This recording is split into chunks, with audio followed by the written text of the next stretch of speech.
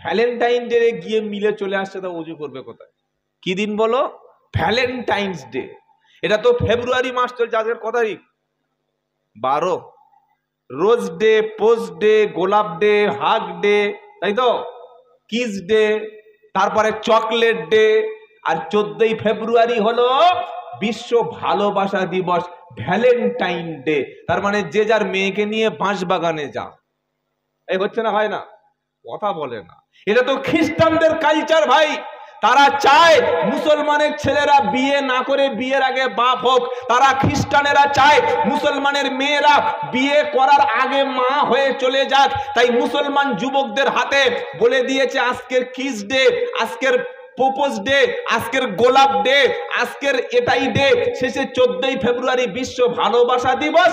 ওদিন একটা ছেলে একটা মেয়েকে কত ভালোবাসা করতে পারে সেটা প্রমাণ করাতে হবে।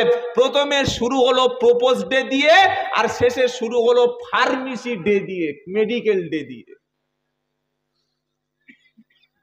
আমাদের চাম্পাটি, আমি বারাইপুরে যেখানে থাকি, ওখানে নার্সিং হোমে গিয়ে দেখি এই 8-10 মাস পরে শুধু ইয়ং ছেলে ইয়ং মেয়েরা ঘুরছে।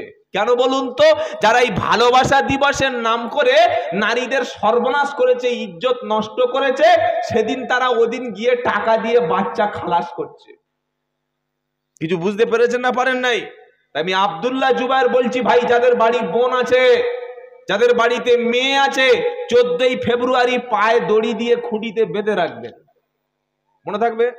এই মনে থাকবে?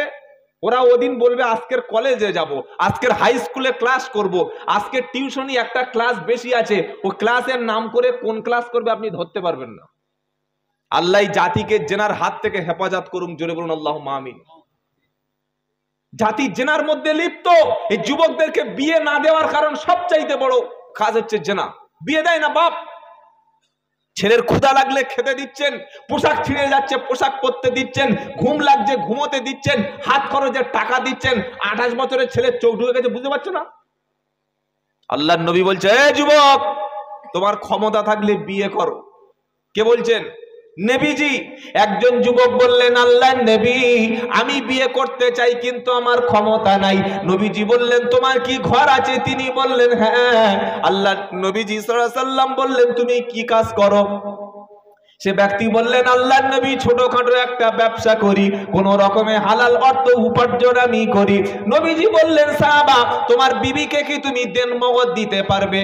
তোমার স্ত্রীকে তুমি কি মোহর আনা দিতে পারবে? ওই সাহাবা বললেন, আল্লাহর নবী, মোহর আনা দেওয়ার মতো আমার কোনো ক্ষমতা নাই। নবীজি বললেন, স্বর্ণের কোনো অলংকার আছে? সাহাবা বললেন, নাই। নবীজি বললেন, সাহাবা, রূপ তোমার স্ত্রীকে দেনমোহর দেওয়ার মতো কোনো ক্ষমতা আছে? সেই সাহাবা বললেন, নাই। আমার নবীজি বললেন, সাহাবা, তোমার কি কোরআন শরীফের কোনো আয়াত মুখস্থ নাই? সাহাবা বললেন, হ্যাঁ। আমার নবীজি বললেন, সাহাবা, তুমি একজন স্ত্রীকে বিয়ে করো, বিয়ে করার পরে তুমি তাকে যতটুকু কোরআন জানো অতটুকু কোরআন তাকে শিখিয়ে দাও। এই কোরআনটাকে শেখানো দেনমোহর হিসাবে দিয়ে হালাল পদ্ধতিতে বিয়ে করো, জেনা ব্যভিচারের হাত থেকে সমাজ বেঁচে যাবে। মুসলমানের বিয়ের মতো সহজ বিয়ে কোনো ধর্মে নাই। মুসলমানের বিয়ে 1 টাকা খরচ নাই। আপনারা কি বলছেন বলেন? বিয়ের মধ্যে আমি 14 থেকে 15টা হারাম কাজ দেখাবো, শুনলে আপনার কান থেকে ঝাল বার হবে। নাম্বার 1, শরিয়ত বিরোধী কাজ। ছেলে মেয়ে দেখতে যাওয়ার নাম করে 6টা বন্ধু জুটিয়ে নিয়ে যাবে। বিয়ে করবে তো খোকন, বিয়ে করবে তো ছোটন, বিয়ে করবে তো রাজ। তাই এতজন গেছে কি করতে বাবা? 6 জন। 3টে বাইকে 6 জন গেছে। ও মুখে ঘোমটা দিয়ে বসে আছে যেন ভাসুর। আর বন্ধুকে বলছে, দেখ না মালটা, দেখ না, ছবি তোর। বিয়ে তুই করবি, ওদের কি করতে নিয়ে গেছিস? হ্যাঁ, গরু দেখতে নিয়ে গেছিস, গরুর ঠ্যাং দেখবে?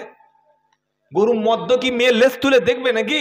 না দাঁত দেখবে গরুটার? রে ভাই, হারাম, জায়েজ নয়। যে বিয়ে করবে সেই যাবে, তার বাপও যাবে না, কারণ এই বাপটাও পছন্দ হলে সে তো বিয়ে করতে পারে। পারে না? এখন হাসতে হা করে, এখন দুজনেই তো কাস্টমার। জায়েজ নয়। ছেলে একা যাবে। বিয়ে করার আগে আল্লাহর নবী বলছেন, দেখে নাও। কি দেখবেন? নারীদের মধ্যে 4টে জিনিস সাধারণ পুরুষ দেখে। হাদিস বুখারী মুসলিম। তুনকাহুল মারআতু লিআরবাইনা লিমালিহা ওয়ালি হাসাবিহা ওয়ালি জামালিহা ওয়ালি দীনিহা ফাজবুরু বিজাতিদ্দিন। আল্লাহর নবী বললেন পুরুষ যখন বিয়ে করে সাধারণ চারটি জিনিস দেখে। এক নম্বর লিমালিহা, প্রথম দেখে মেয়েটার বাপের কি মাল আছে, জেসিবি আছে কিনা, রেশনের ডিলার কিনা, পঞ্চায়েত সদস্য কিনা, বড় কোটিপতির মালিক কিনা। মাল যদি পেয়ে যায় ও মালটা খারাপ হলেও দরকার নাই, নবী বললে পুরুষ সাধারণ মাল দেখে। দুই নম্বর ওয়ালি হাসাবিহা, বংশমর্যাদা দেখে, স্ট্যাটাসটা দেখে। তিন নম্বর ওয়ালি জামালিহা, পুরুষ দেখে নারীর সৌন্দর্য, তার বিউটিফাইটা, মুখটা কত সুন্দর, ঠোঁটটা কত সুন্দর, সবার চাইতে সুন্দর মালটা নিতে পারলাম কিনা। নবী বললেন চার নম্বর পুরুষ দেখে ওয়ালি দীনিহা, মেয়েটার মধ্যে দিন আছে কিনা। আল্লাহর নবী বললেন ফাসফার বিজাতির দিন, যদি তুমি বাঁচতে চাও, যদি তুমি সারাটা জীবন আনন্দের সঙ্গে সুখে সংসার করতে চাও, আগে দেখো মেয়েটা নামাজ পড়ে কিনা, ওর মা নামাজি কিনা, মেয়েটা হিজাব পরে রাস্তায় চলে কিনা, ও ফোনের মধ্যে অন্য পুরুষের সঙ্গে কথা বলে কিনা, 6টা বয়ফ্রেন্ড পুষে রেখেছে কিনা, রমজান মাসে রোজা করে কিনা, কোরআন জানে কিনা, লেখাপড়া জানে কিনা। যাকে বিয়ে করছো ও যদি কোরআন না জানে, ও যদি শিক্ষিত না হয়, ও যদি সাদা চামড়ার মাল হয়, ভিতরে কোনো মাল নাই, ও পচা আলু এসে তোমার বস্তা তোমার ফ্যামিলি পচিয়ে দেবে, তখন কিন্তু তাবিজ গলায় ঝোলালে ও মৌলবীর বদনাম হবে, তাবিজে কাজ হবে না।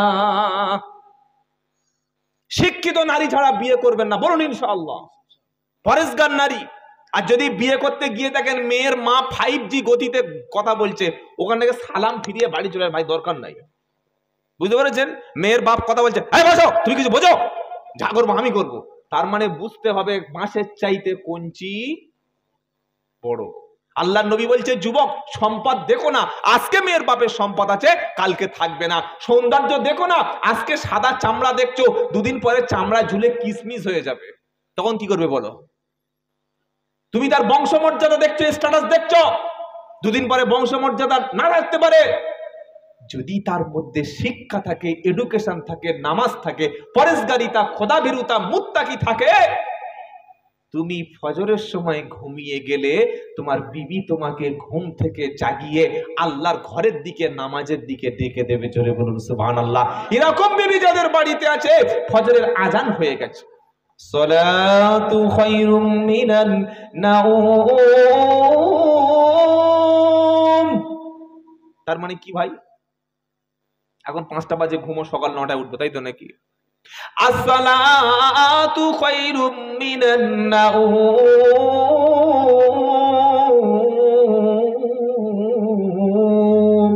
এটা মুয়াজ্জিন বলে, বানিয়ে বলে, তাই তো নাকি? বানিয়ে বলে? আল্লাহ বলতে বলেছে তাই বলে। মুয়াজ্জিন সাহেব প্রত্যেকদিন ফজরে অ্যালার্ম দিয়ে তোমাকে জাগিয়ে দিয়ে বলছে আসসালাতু খায়রুম মিনান নাওম, ঘুমের চাইতে নামাজটা উত্তম। আজকে তুমি বিছানায় আছো, আজ রাত 12টার সময় আল্লাহ ইচ্ছা করলে তোমার হার্ট অ্যাটাক করে দিতে পারে। আজকে বিছানায় আছো, রাত 2টোর সময় তোমার শ্বাসকষ্ট শুরু হলো, 3টের সময় হাসপাতালে গেল, 4টের সময় ডাক্তাররা বলছে কিছু করার নাই, বাঁচাতে আমরা পারলাম না। আজকে মরলে কালকের 2 দিন, পরের দিন কেউ কাঁদবে না। আজকে মরলে কালকের 2 দিন, পরের দিন কেউ কাঁদবে না। যাদের জন্য করলে কামাই তারা তোমার থাকবে না। থাকবে? ওই প্রথম বিছানাটা ভাগ হবে, আপনার মোবাইলটা টানাটানি করবে, ব্যাংকের অ্যাকাউন্টটা সব সিজ করে পুরো টাকাটা তুলে ছেলে মেয়েরা সব ছেড়ে দেবে, জমি জায়গাগুলো ভাগ হয়ে যাবে, পোশাকগুলো ভাগ হবে, গাড়িটা সবাই চড়বে, তোমার বাড়ির ভিটেটা 6টা ভাগ হবে, আর তুমি খাবি কেটে থাকবে। কি বুঝতে পারলেন বলেন? কবি সুন্দর করে বলছে, এটা ধোঁকা ছাড়া কিচ্ছু না ভাই, পুরো ধোঁকার পিছনে জগৎটা ঘুরছে। আজকে মরলে কালকের 2 দিন, পরের দিন কেউ কাঁদবে না। কাঁদবে? বন্ধুরা বলবে উফ কে মরে গেছে, বাবলু বলে মারাত্মক মাল ছিল, একসঙ্গে বসে মাল খেতাম। কি মাল বুঝতে পারছেন? উফ আল্লাহ কি করে মরে গেল গো আল্লাহ।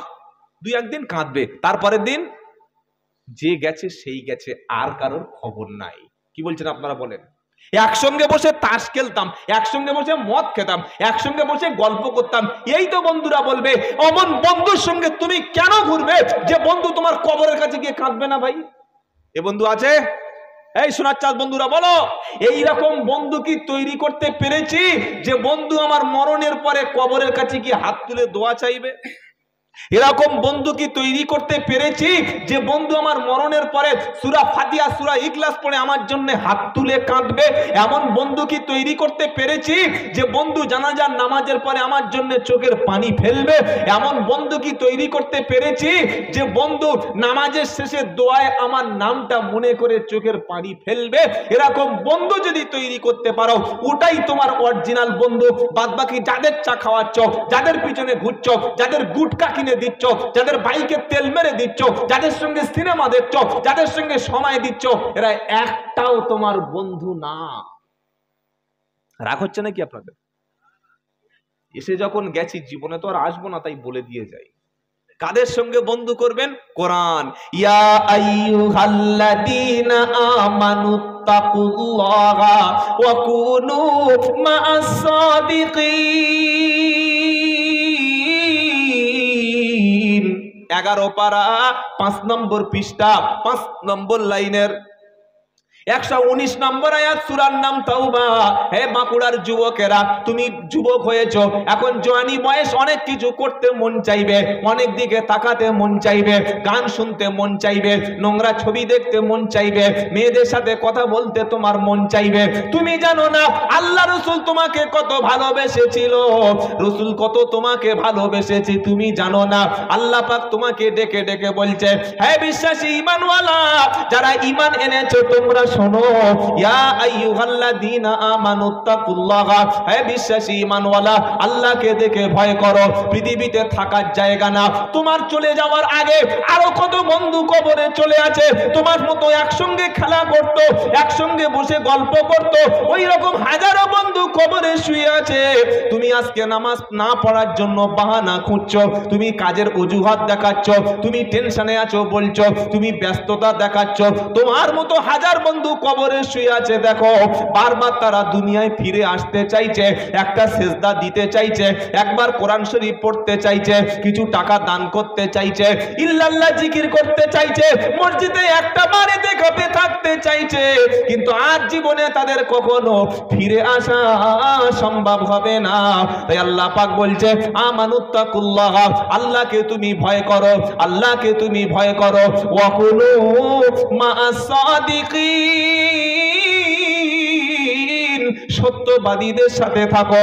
যে বন্ধুর সঙ্গে মিশলে আল্লাহ পাওয়া যাবে, যে বন্ধুর সঙ্গে মিশলে রাসূলকে পাওয়া যাবে, যে বন্ধুর সঙ্গে মিশলে নামাজের সময় তোমাকে ডাকবে, যে বন্ধুর সঙ্গে মিশলে তোমাকে মদের হাত থেকে বাঁচাবে, নারীর হাত থেকে বাঁচাবে, তোমাকে জুয়া খেলতে দেবে না, তোমাকে মিথ্যা কথা বলতে দেবে না, রমজান মাসে রোজা করবে, যে বন্ধুর সঙ্গে মিশলে একসঙ্গে বসে কোরআন পড়তে পারবে, যে বন্ধুর সঙ্গে মিশলে আল্লাহর নবী রওজা মোবারকে গিয়ে সালাম দিয়ে এসে উমরা করতে পারবে, যে বন্ধুর সঙ্গে মিশলে বাপ মাকে আপন করে নিতে পারবে, যে বন্ধুর সঙ্গে মিশলে তোমাকে দাড়ি চাচতে দেবে না, তোমাকে কাপড় হাফ প্যান্ট পরতে দেবে না, এই হলো অরিজিনাল বন্ধু।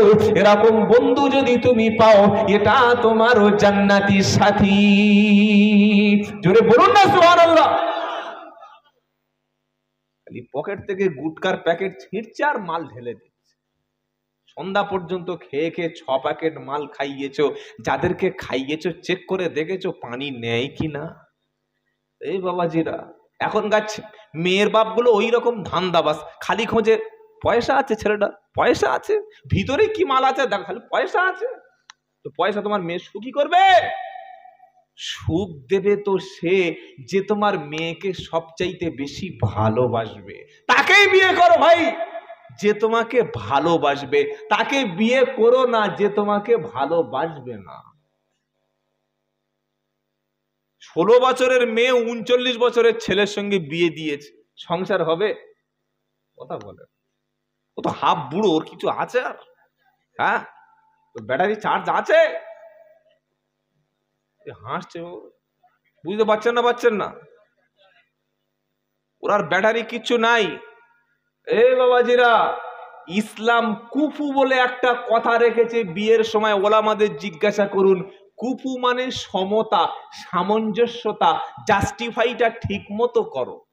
কোনো একজন হাই এডুকেটেড শিক্ষিত ছেলের হাতে মূর্খ মেয়েকে দিলে সংসার হবে না। নামাজি পরেশগার চরিত্রবান ছেলের সঙ্গে দুশ্চরিত্র নারী, তারও সংসার হবে না।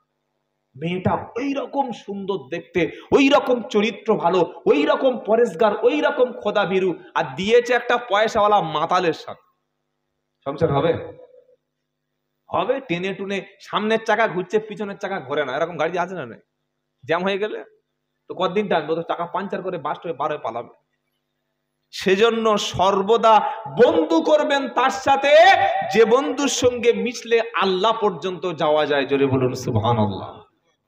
যদি দেখেন বন্ধু মেয়েদের সাথে ফোনে কথা বলছে, বন্ধু মিথ্যা কথা বলছে, আপনার বন্ধুটা চুরির মাল কিনছে, আপনার বন্ধুটা মানুষকে ঠকাচ্ছে, আপনার বন্ধুটা সমাজে খারাপ কাজ করছে, ওটা আপনাকে পচিয়ে মারবে, ওটা কখনো বন্ধু না। মনে থাকবে বাবাজি? এবার আপনি বসে বসে ভাবুন, যে মালগুলো আমাদের সাথে ওঠা বসা করে, এরা ভালো মাল না এরা পয় মাল? নামাজের মধ্যে দোয়া কুনুত পড়া হয় জানেন? কোন নামাজে? জানাজার নামাজে, তাই তো? ও আচ্ছা, বেতের নামাজে দোয়া কুনুত পড়া হয়।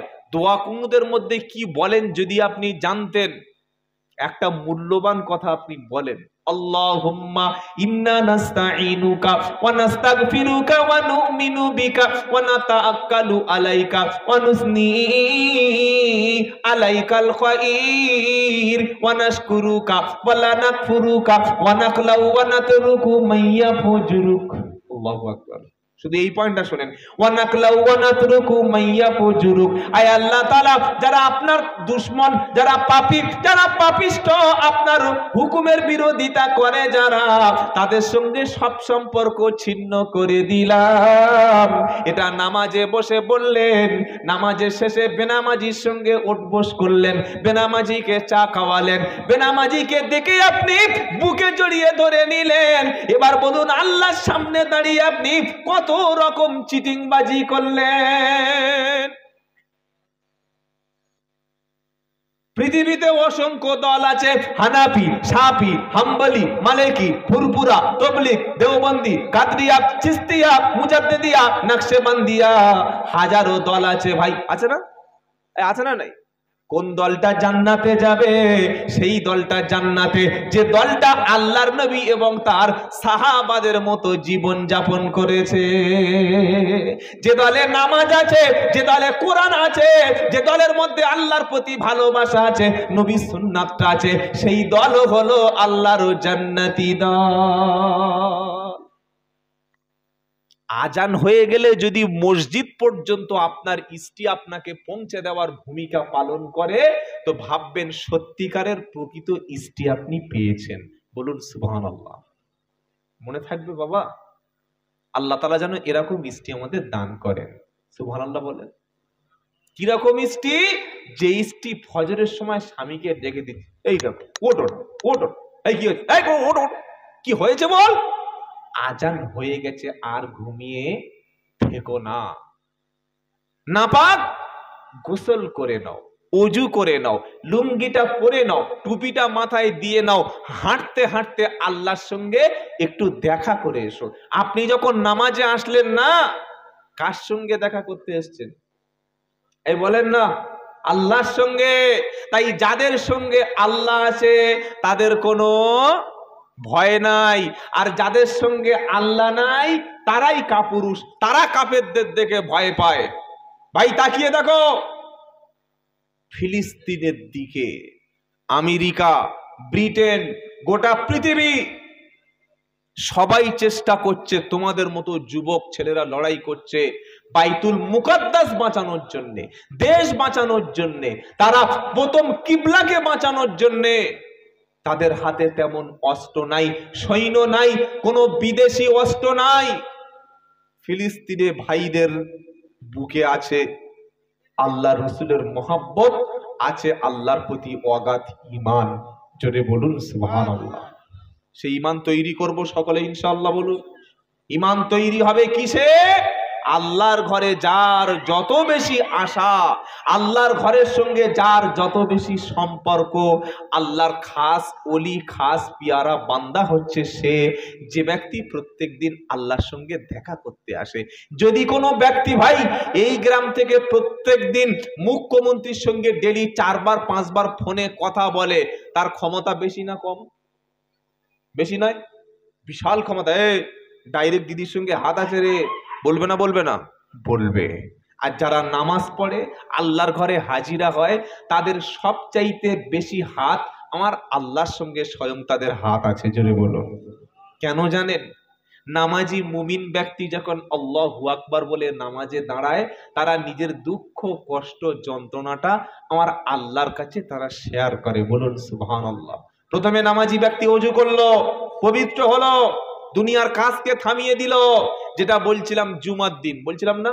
জুমার দিন যখন আজান হয়, কোরআন ইয়া আইয়ুহাল্লাযীনা আমানু ইযা নুদিয়া লিস-সালাতি মিন ইয়াউমিল জুমআতি ফাসআউ ইলা যিকরিল্লাহ ওয়া দারুল বাই' যালিকুম খায়রুল লাকুম ইন কুনতুম তা'লামুন।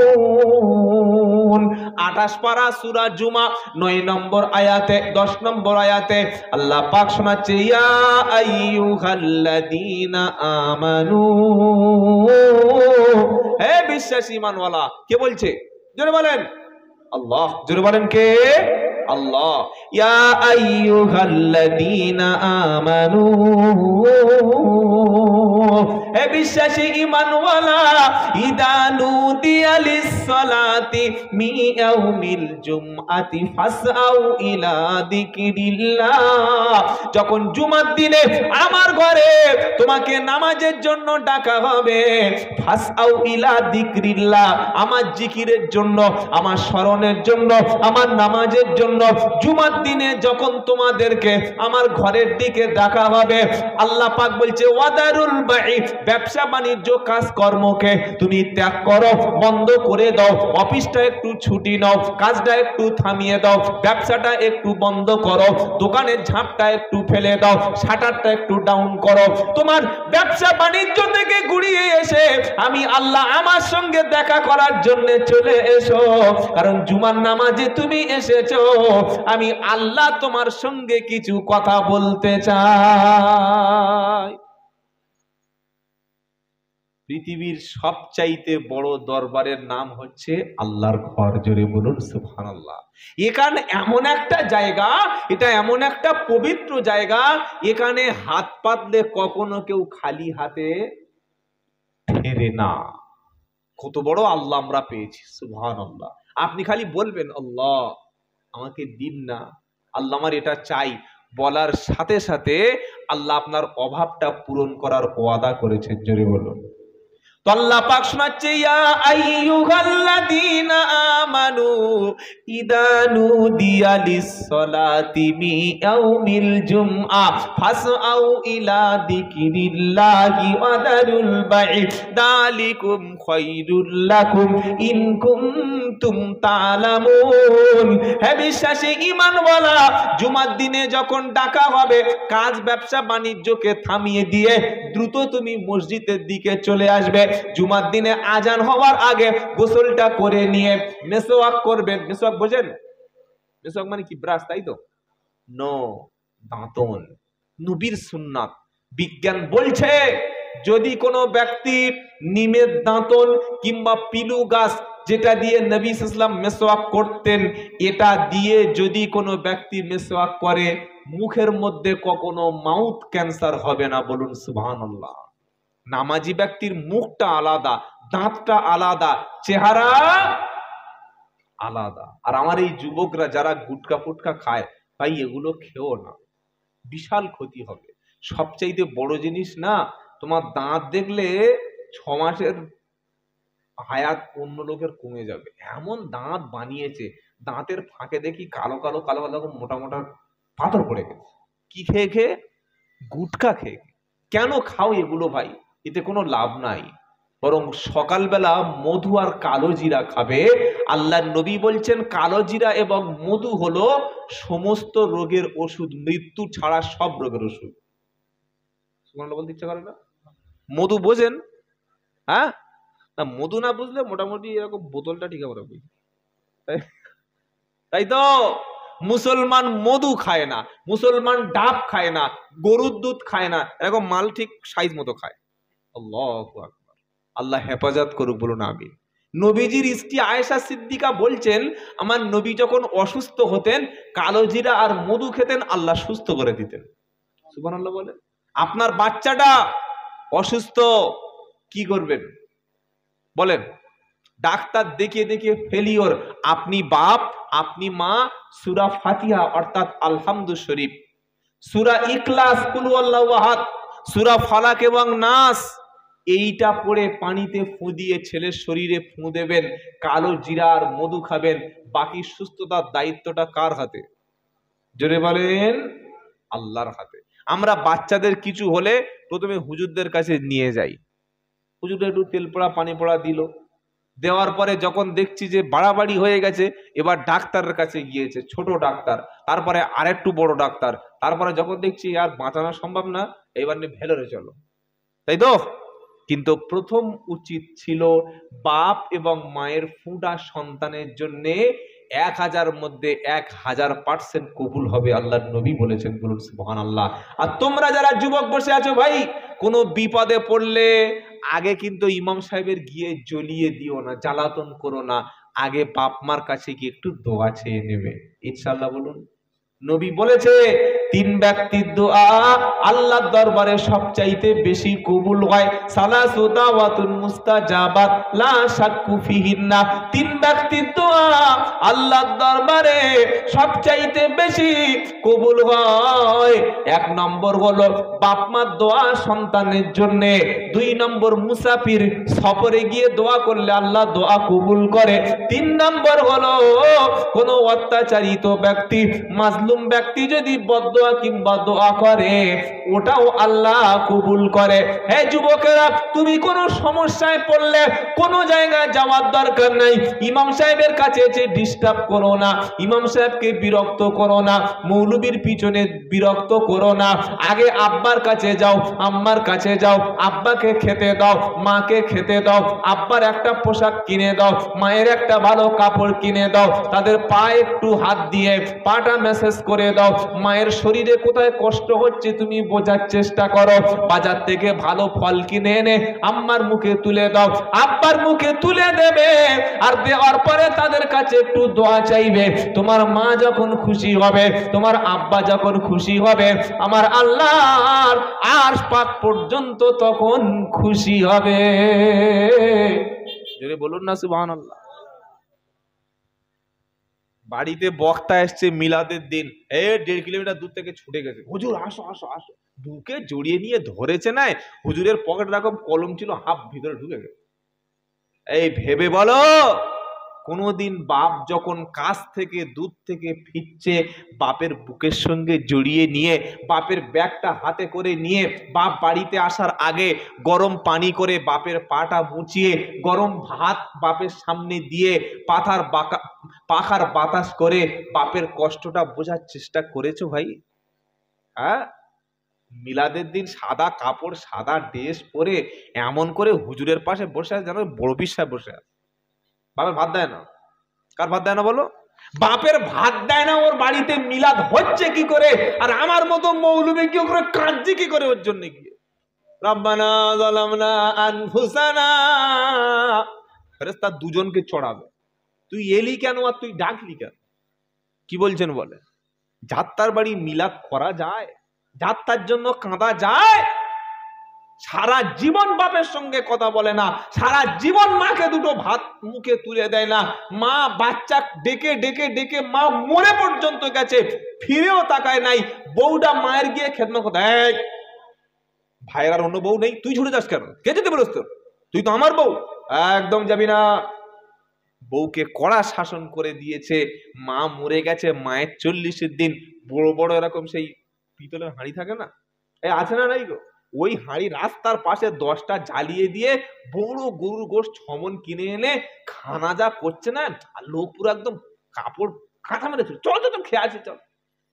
কার বাড়ি মিলাদ খাচ্ছ ভেবে দেখেছো? যার মায়ের সঙ্গে সম্পর্ক নাই তার আল্লাহর সঙ্গে সম্পর্ক নাই। যে বাপের সঙ্গে সম্পর্ক নষ্ট করেছে ভাই, ও আল্লাহর সঙ্গে সম্পর্কটা নষ্ট করেছে ভাই। তাই আমি আব্দুল্লাহ জুবাইর বলছি, যদি আল্লাহর সঙ্গে সম্পর্ক মজবুত করতে হয়, আগে বাপকে ডেকে খাওয়াও, আগে মাকে তুমি ডেকে খাওয়াও।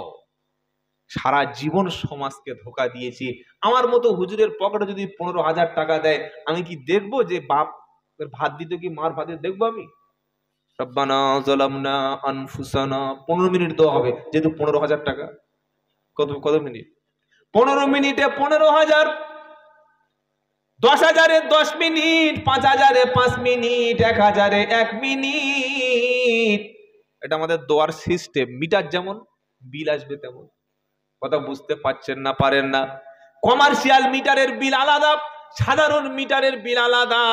আল্লাহ নবী বলছে, যুবকরা, যদি জীবনে তুমি ধনী হতে চাও, জীবনে যদি সফল হতে চাও, আব্বা এবং আম্মাকে খাইয়ে তুমি জান্নাতটা ওয়াজিবি করে নাও। জোরে বলো সুবহানাল্লাহ। ওরে বাপ হলো তোর কাবা শরীফ, মা হলো তোর মদিনা, এমন বাবাকে কখনো তুমি কষ্ট যেন দেবে না। ইনশাআল্লাহ বলে শপথ নাও, বলো ইনশাআল্লাহ। বাপ যাদের বেঁচে আছে, মা যাদের বেঁচে আছে, কেমন আচরণটা করবেন? ওরে পীর হয়েছে যারা, ওলি হয়েছে যারা, সর্বপ্রথম বাপ মাকে রাজি করেছে তারা। জোরে বলো সুবহানাল্লাহ। আল্লাহর একজন ওলি, নাম হলো বাইজিদ বোস্তামি। সারা জীবন বক্তা ঠকিয়ে গেছে, আসল কথাটা তোমাকে শুনিয়ে যায়নি। বাইজিদ বোস্তামি ছোট্ট মানুষ, 7 থেকে 8 বছর বয়সের বাচ্চা। বাইজিদ বোস্তামির মা রাত 12টা থেকে 1টার সময় মা জেগে উঠেছে, উঠে দেখছে প্রচন্ড তৃষ্ণার্ত, পিপাসা লেগেছে। মা বলল, ছেলে রে, আমাকে কি তুই একটু পানি খাওয়াতে পারবি? ছেলে বললে, মা একটু দেরি করো, আমি দুধ থেকে পানি আনতে যাচ্ছি। বাড়িতে তো পানি ছিল না, দুধ থেকে পানি সংগ্রহ করে এনে বাইজিদ বোস্তামি এনে দেখলেন আম্মা জান ঘুমিয়ে পড়েছে। গ্লাসটা নিয়ে শীতের রাতে ফজর পর্যন্ত দাঁড়িয়ে আছে। মসজিদে আজান হয়ে গেল, আসসালাতু খায়রুম মিনান নাউম। মা জেগে উঠেছে। ওলি কিভাবে হয়, পীর কিভাবে হয়? এই বাবাজিরা, সোনার লালেরা, পীর চিনতে শেখো, ওলি চিনতে শেখো, ওলি হতে শেখো। ওলির কাছে বসে তার জীবনটা জানার চেষ্টা করো। বাইজিদ বোস্তামির মা বাচ্চাটার মুখের দিকে তাকিয়ে বলল, বেটা, সেই রাত থেকে এই পর্যন্ত তুই জেগে আছিস কেন? কেন ঘুমাসনি বেটারে? বাইজিদ বোস্তামি বললেন, আম্মা জান, যদি আমি ঘুমিয়ে পড়ি, আপনি পানি খেতে পারবেন না, আপনার কষ্ট হবে, আপনার সঙ্গে বেয়াদবি হবে। আপনি যদি অখুশি হন, আমার আল্লাহ অখুশি হবে, আর আপনি খুশি হলে আমার আল্লাহ খুশি হবে। তাই আমি পানি নিয়ে সকাল পর্যন্ত দাঁড়িয়ে আছি। বাইজিদ বোস্তামির মা বিসমিল্লাহ বলে পানিটা পান করলো। বাচ্চাটাকে ব্ল্যাঙ্কেট দিয়ে, চাদর মুড়ি দিয়ে, বিছানায় ঘুম পড়িয়ে দিয়ে সিজদায় গিয়ে কেঁদে বলল, রব্বানা, আমার ছেলে আমার জন্য যা করেছে আল্লাহ, আমার কলিজাটা ঠান্ডা হয়ে গেছে। এত কষ্ট পৃথিবীর কোন সন্তান তো করে না। আমার সন্তানকে যেমন তেমন ওলি বানিয়ে দিও না। আমার সন্তানটাকে আল্লাহ সুলতানুল আরিফিন, শ্রেষ্ঠ একজন ওলি বানিয়ে দাও। জোরে বলুন না সুবহানাল্লাহ।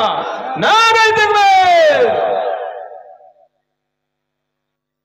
মায়ের ডাক শুনে যদি নামাজও পড়ো, ইসলাম বলছে নামাজ ছেড়ে দিয়ে মায়ের ডাক শোনো। সেই ধর্ম তোমার কাছে আছে ভাই। মা ডাকছে, তুমি নামাজে দাঁড়িয়ে আছো। মা বিপদে পড়েছে, জানতে পারছো মা পড়ে গেছে, ইসলাম বলছে নামাজ ছাড়ো। কারণ নামাজ আরো কয়েক ঘন্টা পড়তে পারবে, কিন্তু তোমার মা যদি ওই অবস্থায় মারা যায়, মায়ের ঋণ কখনো শোধ হবে না। সবাইকে চিনতে শিখেছি, সবাইকে হাদিয়া দিতে শিখেছি।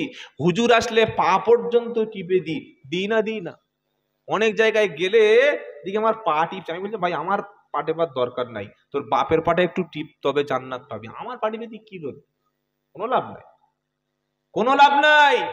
আর আমরা অনেক হুজুর আছি, জলসায় গিয়ে শুয়ে আছি, একটা ঠ্যাং খুলে রেখেছি। কেন? বলছে আমার পাটা টিপে দাও, খুব কষ্ট হচ্ছে। আরে ভাই, পা টেপার জন্য তো বউ আছে, ছেলে আছে, মেয়ে আছে, নাতি আছে। এই লোকগুলোকে জোগাড় করেছো কেন?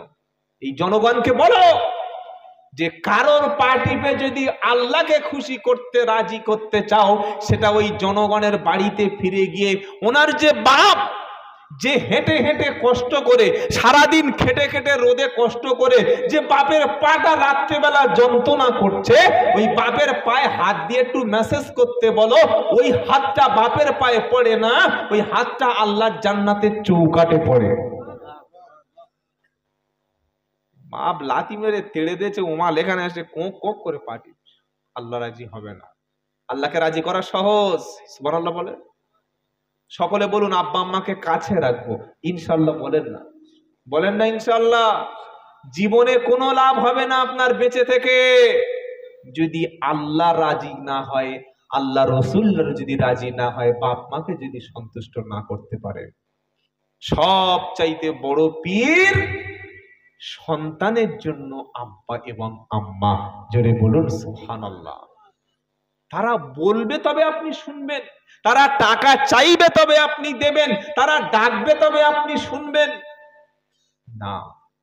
আল্লাহ নবীজি কত বিশ্ববিখ্যাত নবী, আল্লাহর পরেই যার সম্মান, তিনি তার বাপ মা, তার আব্বা হারিয়ে গেছে মায়ের পেটে, মায়ের মুখ তিনি ভালো করে দেখতে পারেনি, কিন্তু এই নবী, বিশ্ব নবী, তার দাইমা হালিমাতু সাদিয়াকে প্রাণপণ ভালোবেসেছে। জোরে বলুন সুবহানাল্লাহ।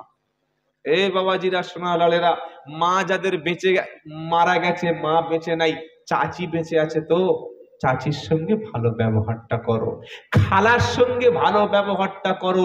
কারণ তুমি যখন জন্ম নিয়েছিলে না, তোমার মা অসুস্থ ছিল, তোমার খালা ছুটে এসে পেশাবের কাপড়টা পাল্টে দিয়েছে।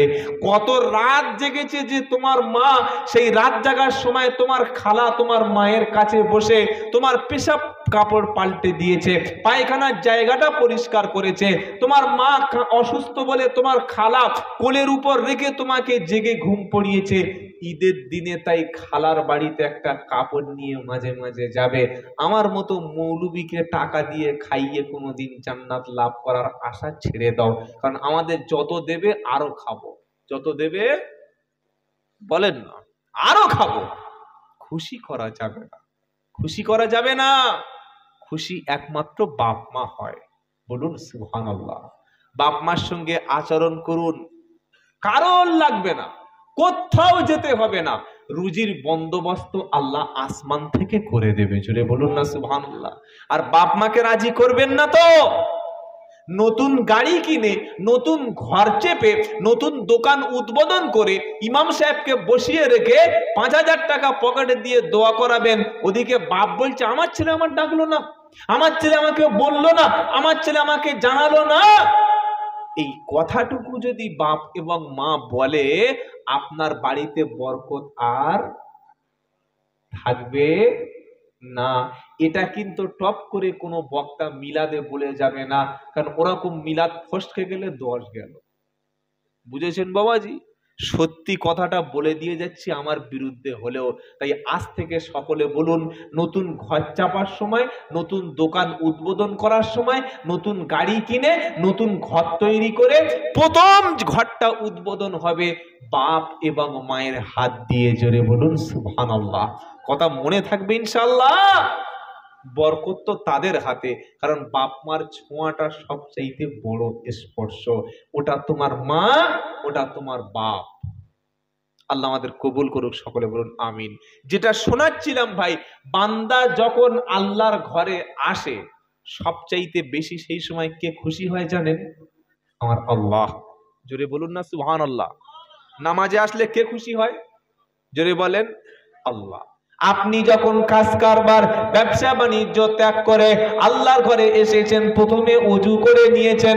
আমার আল্লাহ বলে ফেরেশতারা তোমরা সাক্ষী থাকো, আল্লাহ পাক যখন আদম আলাইহিস সালামকে সৃষ্টি করবেন, সৃষ্টি করার আগে ফেরেশতা মণ্ডলীদের সঙ্গে আল্লাহ একটু কনসাল্ট করছেন।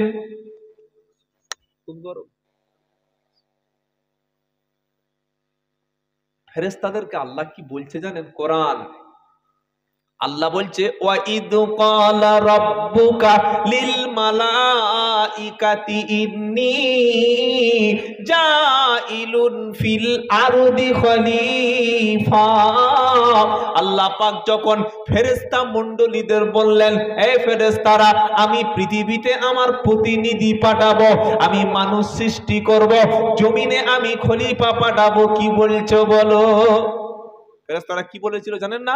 ক্বালু আতাজআলু ফিহা মাই ইফসিদু ফিহা ওয়া ইয়াসফিকুদ দিমা। আয় আল্লাহ আপনি এমন কি কাউকে জমিনে পাঠাবেন যারা মারামারি করবে, রক্ত কাটাকাটি করবে, হানাহানি করবে, অশান্তি করবে, দাঙ্গা করবে, আপনি তাদেরকে কি জমিনে পাঠাবেন? ক্বালু ওয়া নাহনু নুসাব্বিহু বিহামদিকা ওয়া নুকদ্দিসু লাক। ফেরেশতারা বলছে আল্লাহ আমরা তো তাসবিহ পড়ার জন্য, আপনার জিকির করার জন্য, আপনার ইবাদত করার জন্য আমরা ফেরেশতারা যথেষ্ট। আল্লাহ পাক শুনে কিন্তু স্যাটিসফাই হলেন না। আল্লাহ পাক বললেন ক্বালা ইন্নী আলামু, ক্বালা ইন্নী আলামু মা লা তা'লামুন। আল্লাহ পাক বললেন এই ফেরেশতারা আমি যেটা জানি সেটা তোমরা সবচাইতে বেশি জানেন কে?